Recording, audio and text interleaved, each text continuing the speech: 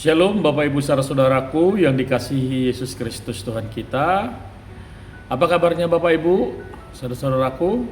Saya berharap pada pagi hari ini kabar kita semuanya sehat selalu. Dan sebelum Bapak Ibu saudara melakukan aktivitas kita dalam satu hari ini, kita terlebih dahulu mendengar firman Tuhan yang menjadi kekuatan, penghiburan, dan memberi sukacita bagi kita. Kita berdoa. Damai sejahtera Allah yang melampaui segala akal, kiranya memberkati hati dan pikiranmu sekalian di dalam Kristus Yesus Tuhan kita. Amin. Saudara-saudaraku, firman Tuhan pada hari ini, hari Senin tanggal 29 Juni 2026, tertulis dalam Kolose pasal 3 ayat 1 sampai dengan ayat yang kedua. Demikian firman Tuhan. Karena itu, kalau kamu dibangkitkan bersama dengan Kristus, carilah perkara yang di atas, di mana Kristus ada, duduk di sebelah kanan Allah. Pikirkanlah perkara yang di atas, bukan yang di bumi. Demikian pembacaan firman Tuhan. Saudara-saudaraku yang dikasihi oleh Kristus Tuhan kita, ini surat Paulus kepada jemaat Kolose yang mengalami berbagai penganiayaan ketika mereka mengikuti dan menjadi murid Kristus.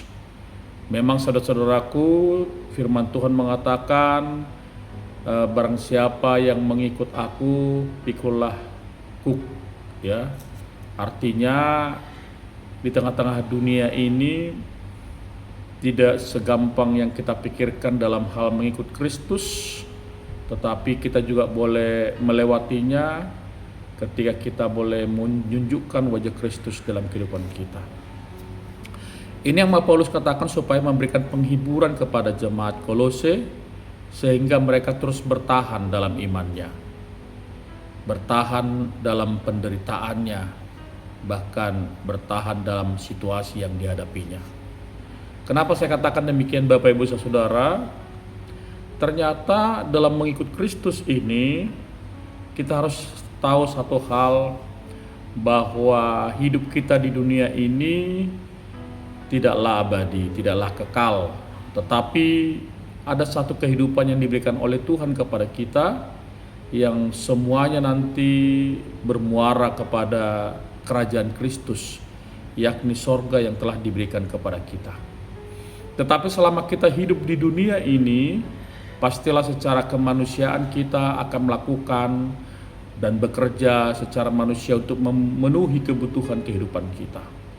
Dan saya yakin Bapak Ibu Saudara, tidak ada seorang pun di tengah-tengah dunia ini yang diberikan kesempatan hidup hanya tidur-tidur atau malas-malasan, tetapi semuanya itu kita boleh lakukan untuk melanjutkan kehidupan kita.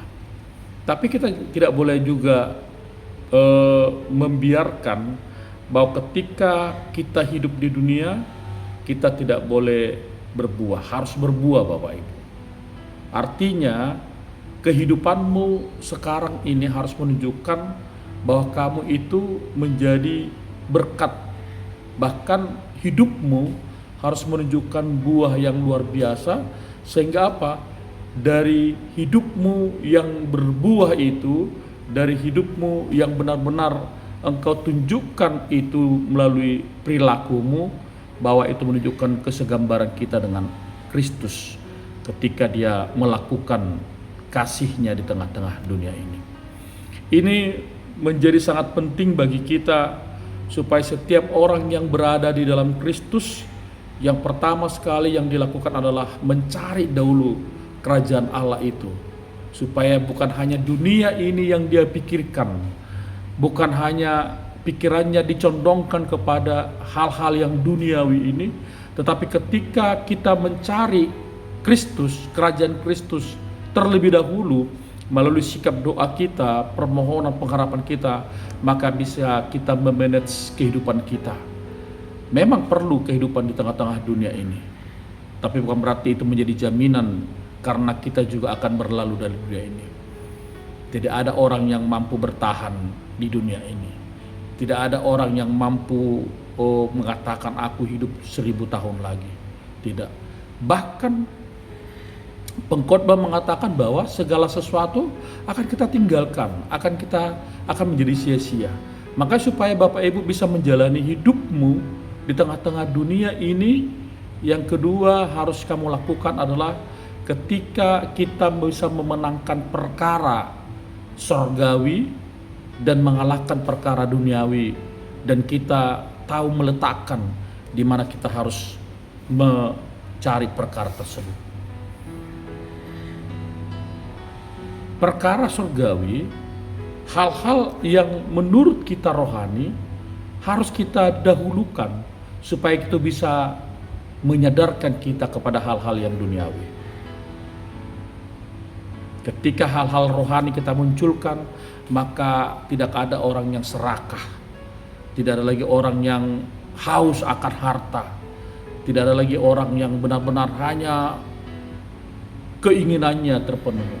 Tetapi ketika hal-hal perkara-perkara surgawi rohani kita dahulukan, kita menyadari, oh cukuplah sejauh ini. Cukuplah ini untukku. Karena masih banyak lagi orang-orang yang mau membutuhkan. Berbagi dalam pengertian mencukupkan diri kita yang sudah cukup itu, sehingga kita disadarkan bahwa kita tidak ketinggalan dalam hal mencari harta surgawi. Itu yang dikatakan oleh firman Tuhan kepada kita Bapak Ibu Saudara, sehingga Paulus katakan kepada jemaat Kolose, carilah perkara yang di atas, bukan yang di bumi ini. Carilah perkara yang di atas, dalam pengertian bahwa carilah hal-hal yang rohani, yang membuat ketenangan, dan yang membuat dirimu bertahan dan kuat dalam menghadapi kehidupanmu di dunia ini. Apakah dengan ibadah-ibadahmu, apakah dengan doa-doamu, apakah dengan persekutuanmu, sehingga kamu tahu bahwa hal-hal yang luar biasa itu yang telah diberikan Tuhan kesempatan kepada kita di tengah-tengah dunia ini bisa kita jalani dengan baik. Tidak mengutuk, tidak mengumpat, kalau orang Batak bilang tidak holsoan gitu, ya. Karena ingat, kita nggak berapa lama kok di dunia, dan segala sesuatu harta yang kamu dapat sekarang semua akan kamu tinggalkan. Ya. Manusia terus mencari sampai kehilangan imannya. Sampai tidak pernah bersekutu, sampai tidak pernah pertanyaan, sampai tidak pernah ke gereja, hanya mencari. Pada suatu saat dia akan tinggalkan itu. Ya. Bahkan mungkin banyak jemaat yang tidak pernah menikmati hasil apa yang telah dicarinya. Dia kumpulkan terus, tidak pernah kemana-mana, tidak pernah menikmati hidupnya. Akhirnya suatu saat dia juga akan meninggalkan dunia ini. Apa gunanya kita menumpuk harta kita, sedangkan iman kita tidak ada faedahnya di tengah-tengah kehidupan ketika kita hanya mencari harta duniawi. Iman itu adalah dasar kita, sau kita untuk mencapai apa yang dikatakan oleh firman Tuhan, perkara yang di atas. Perkara yang di atas itu adalah memungkinkan kita untuk bisa lebih tenang dalam menghadapi hidup ini. Tidak usah takut, tidak usah khawatir. Ya, Allah mencukupkan kok. Kata cukup ini dalam bahasa Inggris enough ini mengatakan syukuri apa yang kamu dapatkan dalam hidup ini. Setiap orang tidak pernah tidak mendapatkan masalah. Semua orang mendapatkan masalah. Tapi yakinlah, Tuhan boleh memberikan solusi yang luar biasa dalam hidup. Makanya Bapak Ibu, cari perkara yang di atas, cari perkara rohanimu, dekatkan dirimu kepada Tuhan supaya Dia bisa membimbing dan mengarahkan hidupmu. Amin. Kita berdoa. Terima kasih Bapa di sorga, Engkau telah mengarahkan pikiran kami, jiwa kami kepada Tuhan, supaya kami tahu kesiapan kami, dan supaya kami tahu bahwa kami adalah orang yang sangat-sangat tidak berarti ketika kami jauh daripadamu. Kami hanya memikirkan hal-hal duniawi, harta duniawi, tanpa memikirkan keselamatan iman kami. Bapa di sorga, Kau berkati kehidupan kami, sadarkan kami bahwa kami terus dekat denganmu di dalam setiap persoalan kami, pergumulan kami. Jangan tinggalkan kami Tuhan. Kami yakin dan percaya Tuhan memberkati kehidupan kami sepanjang hari ini dan hari-hari berikutnya. Berkati anak-anak kami, keluarga kami, suami, istri kami, dan berkati setiap pekerjaan yang kami lakukan, agar itu menjadi kemuliaan bagi nama Tuhan. Dalam Kristus Yesus kami berdoa.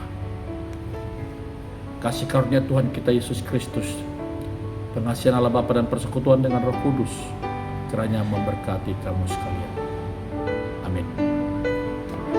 Shalom Bapak Ibu.